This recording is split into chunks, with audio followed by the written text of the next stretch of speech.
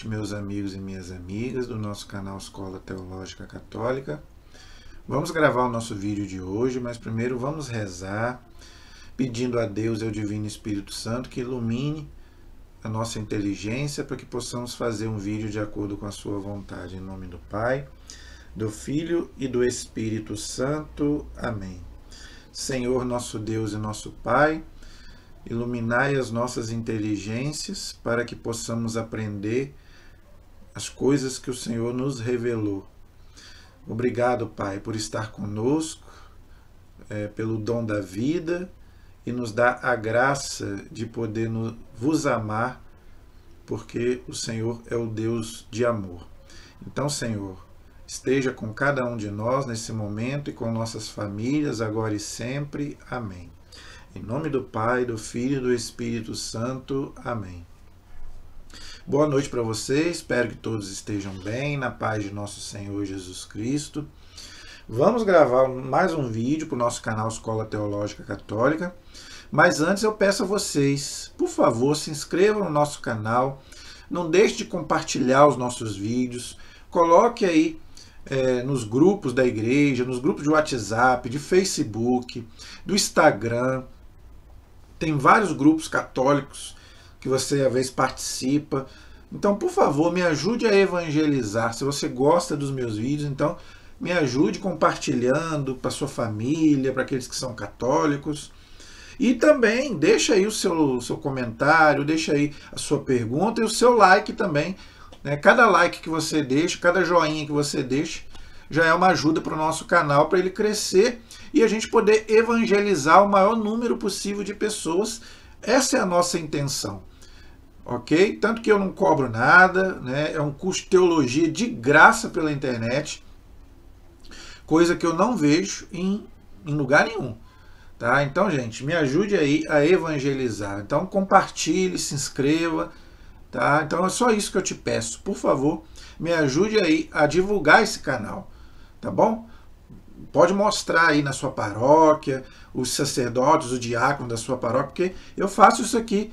Eu já pedi os padres aqui, os diáconos, para analisar os meus vídeos e até hoje eles não falaram nada contra. Então é sinal de que eu estou ensinando de acordo com a doutrina católica. Então, esse é o meu objetivo. Tá bom? Então, gente, nós estamos fazendo, além de um estudo bíblico, e além do catecismo da igreja, um estudo do catecismo, eu estou fazendo a vida dos santos, que a igreja nos pede para a gente poder fazer a vida deles. Inclusive, muitos santos se converteram lendo a vida dos santos. Então, nós estamos cansados de ver isso na história da igreja. E até pessoas que não eram católicas começaram, se converteram lendo a vida dos santos. Então, esse ano eu quis fazer, eu já comecei ano passado, esse ano eu coloquei como meta também fazer a vida dos santos, porque muita gente às vezes tem até devoção aos santos, mas não conhece a vida deles. Então, é bom a gente ter devoção, mas a gente também conhecer a vida deles. E hoje, eu pego, claro, eu tenho feito a vida aí de muitos santos conhecidos, já fiz Santo Antônio, já fiz Santa Teresinha, já fiz São Francisco de Assis, já fiz, fora os apóstolos todos que eu já fiz. Então, já fiz São José, já fiz São Paulo, já fiz todos esses santos conhecidos, vamos dizer assim. Mas eu também quero fazer alguns santos que não são conhecidos. Alguns são, alguns não, mais ou menos, e alguns que não são conhecidos. E esse santo de hoje eu tenho certeza que ninguém conhece. Mas ele foi um santo muito importante para a sua época. Então, hoje eu quero fazer um vídeo sobre um santo que viveu numa época, a época mais conturbada da igreja, que foi a época do senhor Martinho Lutero, na época da Reforma Protestante. Mas você sabia que essa época deu para a igreja muitos santos? Alguns conhecidos. Por exemplo, na época de Lutero, é a época de Santa Teresa de Ávila, que eu já fiz um vídeo dela aí, tá aí no canal. Mas, por exemplo, também foi a vida de São João da Cruz.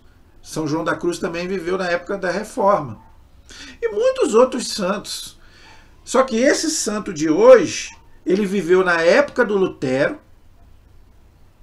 ele combateu a reforma, que o Lutero, né, que não foi uma reforma, foi uma revolução. Ele participou do Concílio de Trento, que foi o concílio que foi organizado pela Igreja e pelo Papa para combater a Revolução de Lutero.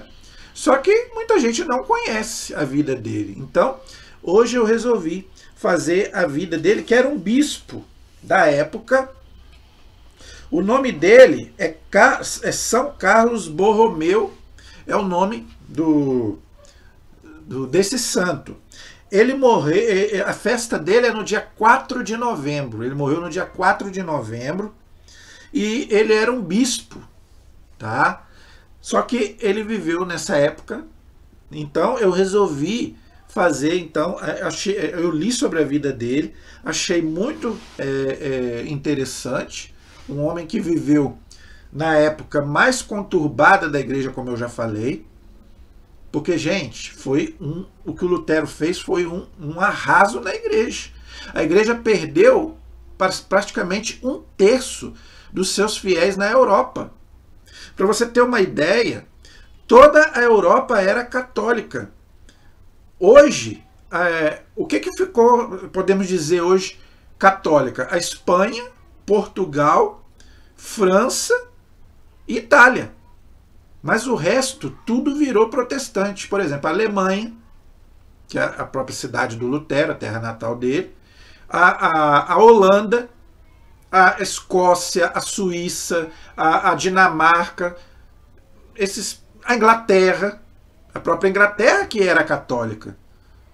Então, gente, a igreja perdeu muitos fiéis, né, para a reforma do Lutero. E infelizmente isso também chegou no Brasil. Eu já falei sobre isso, porque eu fiz um vídeo aí sobre as diferenças entre a Igreja Católica e os protestantes. Aqui no Brasil, a gente sabe da história do Brasil. O Brasil foi colonizado por Portugal e Espanha. Pedro Álvares Cabral veio aqui para o Brasil com 17 sacerdotes e celebrou aqui a primeira missa. Aqui era a terra de Santa Cruz. 1500, só existia a Igreja Católica.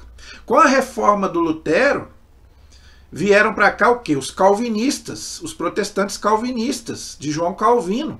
E foi uma briga danada com mortes e tudo. Muitos católicos foram martirizados aqui. Por quê? Porque nós já estávamos aqui primeiro e os protestantes vieram para cá, aí houve uma matança danada. Então, mas mesmo assim, o Brasil ficou ainda como o país mais católico do mundo, mas só que a igreja perdeu muitos fiéis. Por exemplo, em 1970, para você ter uma ideia, o Brasil era 90% de católicos. 90%. 10% de protestantes. Hoje, segundo o censo, é 65% de católicos e 30% de protestantes. Então, olha só como que houve essa mudança de 50 anos para cá. Em 50 anos, olha só como que caiu a porcentagem de católicos no Brasil. Inclusive, o México tem muito mais católicos do que o Brasil. O México hoje, em termos de proporção de católicos, é porque o México é menor do que o Brasil. Mas o México hoje ele tem uma proporção muito maior de católicos do que o Brasil. Ok? Então, gente, essa reforma de Lutero foi um prejuízo muito grande para a igreja. E São Carlos Borromeu, ele lutou contra isso. Ele participou do Concílio de Trento, e depois, tanto que o Concílio de Trento durou 18 anos para combater a reforma do Lutero. Então, ele combateu o protestantismo na Europa e participou também do que a igreja chama de contra-reforma. Ok? A igreja se reuniu em concílio e analisou toda a doutrina católica e não mudou nada. A igreja mudou medidas pastorais. Ok? Então aí a igreja mudou, mas em termos de doutrina a igreja não mudou nada. Ok? Porque o Espírito Santo não se contradiz. Eu fiz aí vários vídeos já sobre isso. E depois no final eu quero mostrar um livro, tá? Que eu quero para você aprofundar sobre esse assunto. Mas eu quero colocar então um pouco da vida dele, você vai entender o que eu estou falando. Porque, gente, a gente tem que estudar essa época. Não é mais Idade Média. A Idade Média, a Reforma Protestante já é na Idade Moderna e Contemporânea. Só que tem gente que acha que foi uma maravilha, mas não foi. Você sabia que depois da reforma do Lutero o ateísmo aumentou muito mais? Isso aí são dados, estatísticas. O ateísmo antes da reforma protestante era muito menor do que é hoje. Por quê? Porque o pessoal na Idade Média, eles tinham o quê? Eles tinham a fé em Deus como lema de vida. Hoje não, hoje é o homem. E Lutero, ele desprezou o quê? A igreja. Eu faço a minha leitura da Bíblia, ou seja, o homem. Então, as pessoas hoje passam a ter uma fé individualista. Eu e Deus, eu e a Bíblia. Mas não, a fé não é minha, a fé é da igreja, é da comunidade. Nós somos seres comunitários. Então, o Lutero, ele pregou uma fé muito individual, vamos dizer assim. Mas só que isso não é o desejo de Jesus para ninguém. Senão Jesus não tinha deixado a igreja. Ok? Então vamos ver um pouquinho sobre a vida de São Carlos Borromeu, que era bispo. Então depois a gente encerra, eu quero mostrar o livro então, para você aprofundar mais sobre esse assunto. Ok? A grande imagem que os seus concidadãos... Ele nasceu numa cidade chamada Arona, na Itália, ok? E lá na cidade dele, ele foi um homem tão extraordinário que lá tem uma imagem na cidade dele, na cidade dele tem uma imagem que a cidade fez em homenagem a ele, ok? No Lago Maior, ergueram, né, essa imagem em homenagem a ele, e exprime muito bem a grande estatura humana e espiritual deste santo. Então, ele era alto, ele era grande, mas não só na estatura física, mas também na parte espiritual. Tá vendo? Ele era um bispo ativo, benéfico, empenhado em todos os campos do apostolado cristão. Então, gente... nós temos que rezar muito pelos nossos bispos, para que sejam bispos assim. Bispos que defendam a doutrina católica. É uma pena que a maioria dos nossos bispos hoje estão influenciados pela política, pela teologia da libertação, até bispos aí conhecidos aí, da qual eu até admirava. Tem um bispo que eu não vou falar o nome dele, que eu admirava muito, mas agora eu não admiro mais por causa dessa última eleição que teve aí.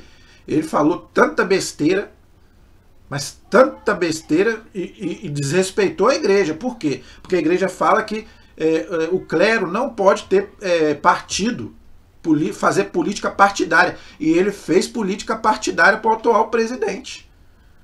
Defendendo o atual presidente, falando mal do outro presidente. Gente, eu não estou defendendo aqui, não estou defendendo nem A, nem B, nem C. Eu não sou de nenhum deles. Mas eu estou falando que a igreja ensina...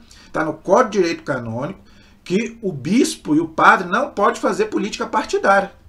E esse bispo, infelizmente, fez nessa última eleição. E até hoje aí ele fica falando aí de política lá, né, onde ele prega lá. Um lugar muito famoso aí que eu não vou dizer onde é, da qual eu frequento bastante. Só que eu não vou na missa dele. Depois que ele começou com essa pregação política, eu não vou na missa dele, eu deixo para ir outro horário. Ok?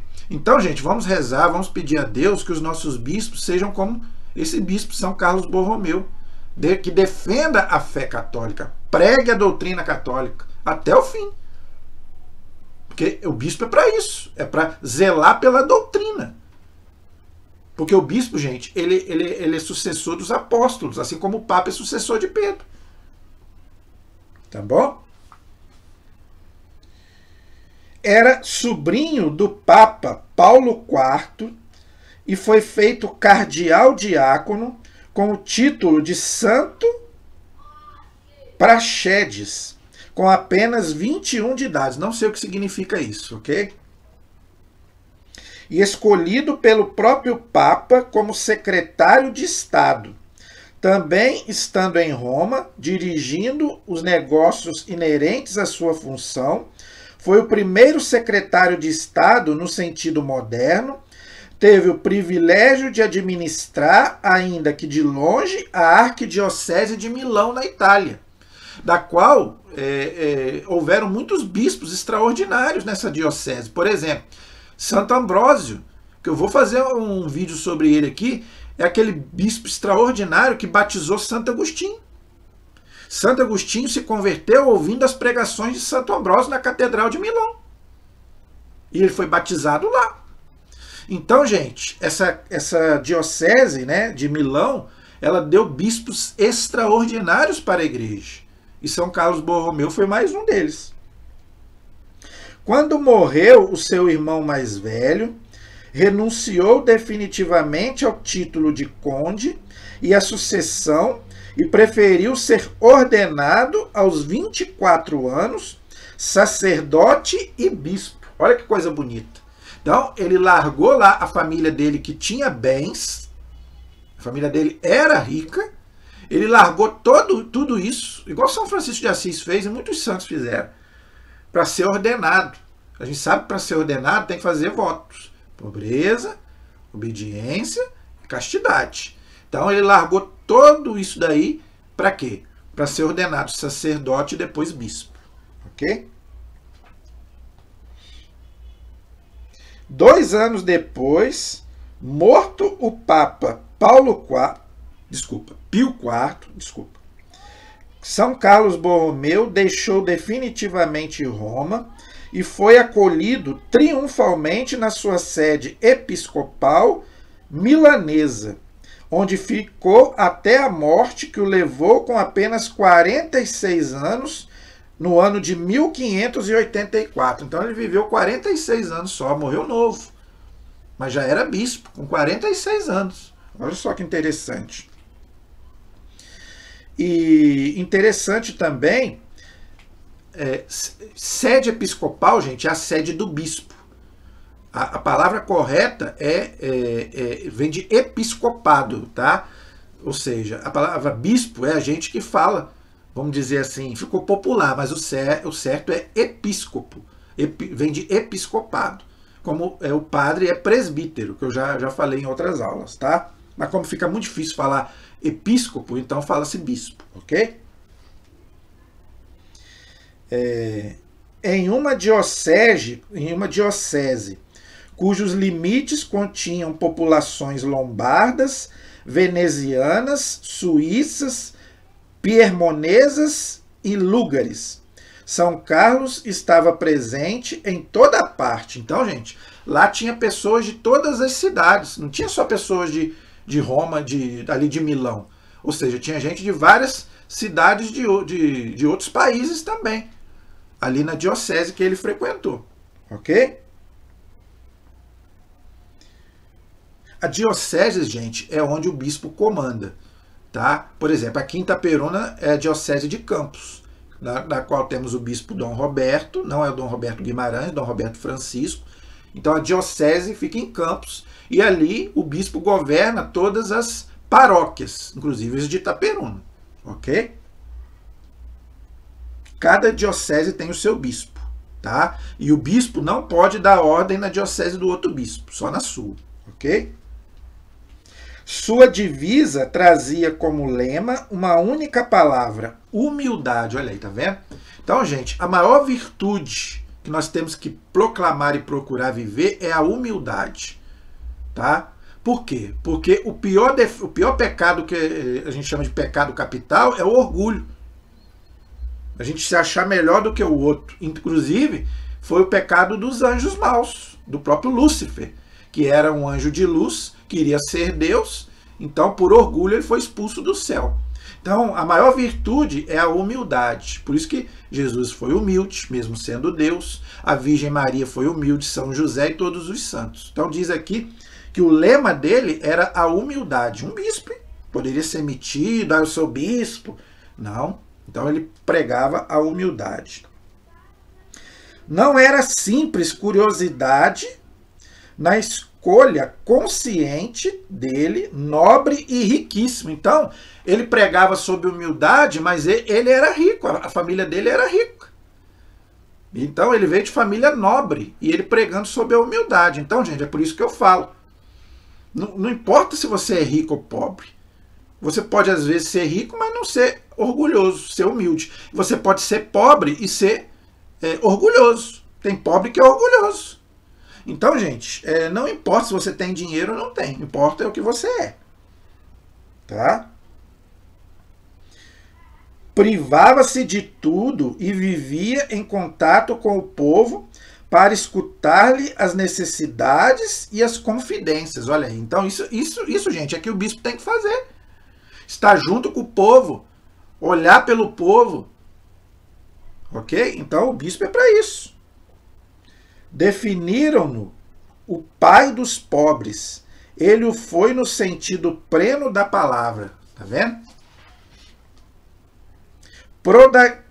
Prodigalizou seus bens na construção de hospitais, albergues, casas de formação para o clero, empenhando-se em levar à frente as reformas sugeridas pelo Concílio de Trento, do qual foi um dos principais atores, ou seja, ele participou do Concílio de Trento, que eu já expliquei, e aquilo que ele ouviu lá no concílio, ali é o Papa reunido com todos os bispos, ele era bispo, por isso que ele participou, então ali ele fez, ele implantou aquilo ali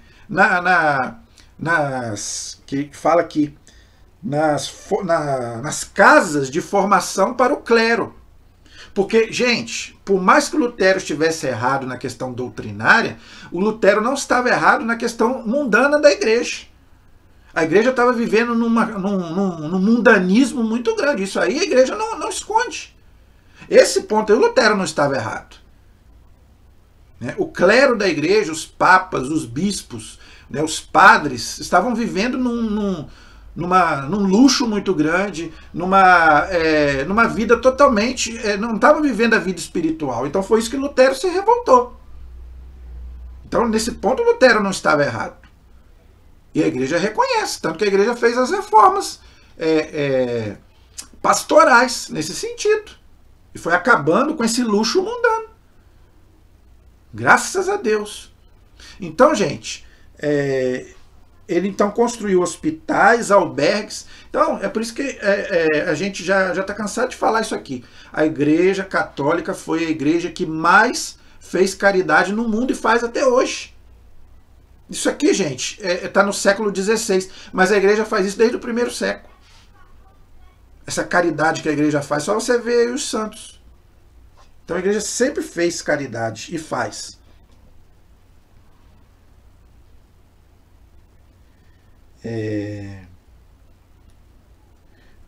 Movido por sincero espírito de reforma, trouxe rígida disciplina para o clero e religiosos, nunca se preocupando com as hostilidades que criava com os que não estavam dispostos a renunciar a certos privilégios que o cargo garantia. Então, tinha algumas pessoas que ficaram até com raiva dele.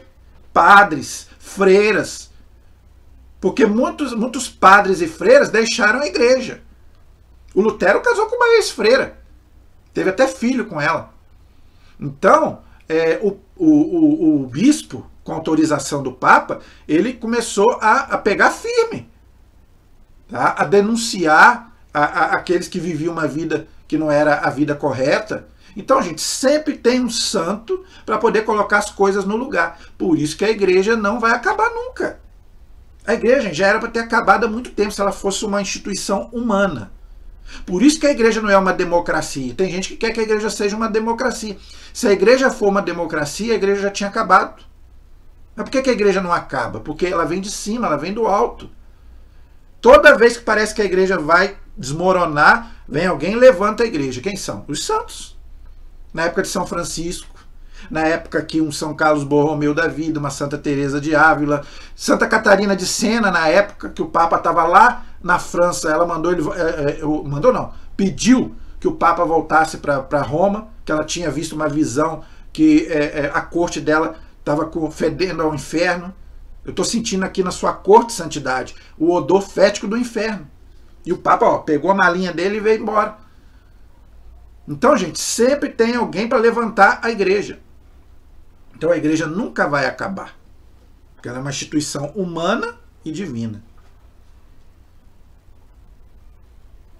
Foi alvo de covarde atentado enquanto rezava na sua capela, mas saiu ileso, perdoando generosamente o autor do atentado. Me fez lembrar o Papa João Paulo II, né, que sofreu um atentado, né, o Papa ainda foi ferido ainda, a bala, mas ele não quis nada contra o assassino, ainda foi lá na cadeia e ainda perdoou o assassino. Então, ele aqui estava rezando, sofreu um atentado, graças a Deus não sofreu nada, ainda perdoou o assassino. Mas por que ele sofreu esse atentado? Porque ele estava denunciando e estava botando o dedo na cara de muita gente.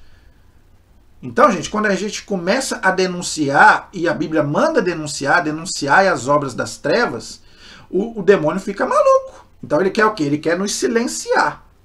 Mas a gente não pode silenciar. Ou a gente obedece a Deus, ou a gente obedece o demônio.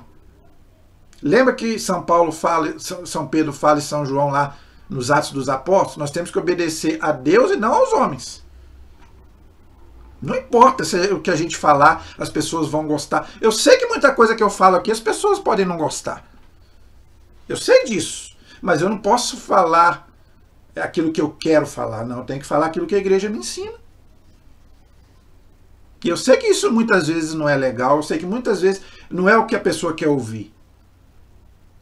Tá? Mas a palavra de Deus não muda.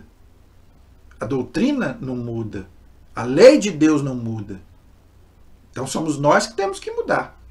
É a gente que tem que mudar, não Deus. É isso que o mundo ainda não entendeu. É o evangelho que tem que penetrar na cultura, e não a cultura no evangelho. Entenderam? Levou à frente as reformas do Concílio de Trento, então ele não desistiu. Sofreu atentado, mas continuou em frente. Né? E isso foi tão maravilhoso, gente, que surgiu depois, inclusive, o primeiro catecismo da igreja. Você sabia que o primeiro catecismo da igreja foi depois da reforma de Lutero, depois do Concílio de Trento, chamado Catecismo Romano. Depois durou até esse nosso... A igreja só teve 2 catecismos, né? Esse catecismo romano, que durou de 1500 até 1992. Aí em 1992 o Papa aprovou esse novo catecismo nosso, esse amarelinho que eu estou dando aula dele, que substituiu o catecismo romano. Mas por que substituiu? O outro estava errado? Não. Certíssimo, só que o outro estava incompleto. Porque lá em 1500 não tinha muita coisa que tem hoje. Não tinha bebê de proveta, não tinha ideologia de gênero, não tinha inseminação artificial. Então muita coisa daquela época, né? Então a igreja teve que reformar o catecismo, fazer um novo concílio. Então o Papa João Paulo II pediu ao Papa Bento XVI, que na época era cardeal. Então ele preparou o catecismo, o Papa aprovou, está aí para nós, desde 1992. E vai, se Deus quiser, aí até quando Deus quiser. Também aproveitando o quê? O Concílio Vaticano II, o último concílio da igreja. Ok? Então ele foi uma bênção para nós. Indispondo-se com o governador espanhol. Então, ele brigava até com os políticos. Então, gente, se está errado, está errado. Durante a terrível epidemia de peste que explodiu em 1576 e se prolongou por muito tempo, aninhando-se em muitos cantos de sua diocese, São Carlos gastou todas as suas energias e sua caridade e não conheceu limites e precauções. Depois também sua robusta fibra teve de ceder ao peso de tamanha fadiga. Então ele trabalhou muito né, nessa época, porque tinha uma peste muito grande em Roma, não é? Então ele, né, ele ajudando, e a gente passou por uma pandemia, a gente sabe como que é, não é? Então ele trabalhou muito para que as pessoas, né, não desistissem, porque a gente sabe quando acontece uma coisa dessa, nós acabamos de passar por uma. Depois também sua robusta fibra teve de ceder ao peso de tamanha fadiga, já falei. Morreu no dia 3 de novembro de 1584 e foi canonizado no dia 1º de novembro, interessante, dia de Todos os Santos, dia 1º de novembro, de 1610 pelo Papa Paulo V. Então ele foi canonizado pouco tempo depois da morte. Ele morreu em 1584, foi canonizado em 1610, pouco tempo depois da morte ele foi canonizado. Então, gente, então aí está um pouquinho da vida dele. E para encerrar, como ele combateu muito, não é, no Concílio de Trento, essa revolução protestante, então eu quero mostrar esse livro para você aprofundar, porque eu já fiz aí um vídeo sobre isso, tá? Tá aí no canal, mas às vezes tem gente que prefere ler. Então, se você quiser ler, eu gostaria de indicar esse livro, Para Entender a Reforma Protestante, ok? Não só na parte religiosa, mas também na parte histórica também, que é importante você entender. Porque o Lutero, gente, ele se aliou também lá com o pessoal da Alemanha, lá, os príncipes alemães que não gostavam da igreja, não é? Então você pode ver aqui. Inclusive a própria Inquisição, que criticam tanto a Igreja Católica, mas os protestantes também fizeram várias inquisições. Calvino botou muitos padres na fogueira, mas só falam da Inquisição Católica. Mas das inquisições protestantes ninguém fala. Então, gente, se você quiser aprofundar sobre esse tema, que não é fácil, tá? Eu sei que não é fácil, mas é importante a gente estudar, tá? E entender o que foi essa reforma protestante, que para nós católicos não é reforma, é revolução. Tá aí o Lutero, aí a foto dele, com a Bíblia, né? Porque para ele era só a Bíblia e mais nada. Lembrando, né, que ele era um padre, né, e ele brigou com o Papa Leão X, queimou a bula do Papa, queimou o Código de Direito Canônico em praça pública. Né? Então o Papa não tinha outro jeito senão excomungar ele. Então ele chamou o Papa de anticristo, e aí rompeu com a igreja, e acabou se casando, teve filhos, se casou com uma ex-freira, como eu já falei, e teve até filhos com ela, e ele traduziu a Bíblia lá para o alemão, e depois que ele morreu, os discípulos dele então fundaram, né, as igrejas aí protestantes, mas aqueles que eram amigos dele depois se voltaram contra ele. O próprio Calvino, no começo era amigo dele, depois brigou com ele e fundou a sua própria igreja, e os amigos dele também se revoltaram contra ele, não sei, brigaram lá, e ele não voltou atrás. Tem gente que pergunta, né? O Lutero voltou atrás, ele se arrependeu, ele se reconciliou com a igreja? Não se reconciliou, não voltou atrás, morreu brigado com a igreja, mas também, gente, não podemos dizer que o Lutero está no inferno. Muita gente também faz essa pergunta: o Lutero está no inferno? Não, a igreja nunca disse o nome de uma pessoa que está no inferno, nem Judas. Apesar da Bíblia falar, né, que Judas é o filho da perdição, mas a igreja não diz que Judas está no inferno, porque ela não tem autoridade para dizer isso. A igreja tem autoridade para dizer aqueles que estão no céu. Isso aí a igreja tem. Agora, a igreja não tem autoridade para dizer que ninguém está no inferno. Mas não quer dizer que o inferno esteja vazio. Não, a igreja ensina que o inferno existe e tem gente lá, mas a igreja nunca disse o nome de ninguém. Então, o Lutero, a igreja nunca disse que ele está no inferno. A igreja só disse que ele morreu brigado com a igreja, né? Não se reconciliou com a igreja. E agora veja, houveram santos que tiveram visões do Lutero no inferno. Por exemplo, o Padre Pio, que é santo. O Padre Pio conta que ele teve uma visão de Lutero no inferno. Essas visões, gente, a igreja não diz nem que sim, nem que não. A igreja não bate o martelo, e ela não obriga você a acreditar nessas visões particulares dos santos, ok? Mas eu preciso falar que houveram santos que tiveram sim a visão de Lutero no inferno. Não vou dizer que sim nem que não, porque a igreja não diz que sim nem que não, ok? A nossa proteção está no nome do Senhor, que fez o céu e fez a terra. Estivemos e permaneceremos unidos em nome do Pai, do Filho e do Espírito Santo. Amém. Deus abençoe a todos. Até o próximo vídeo, se Deus quiser.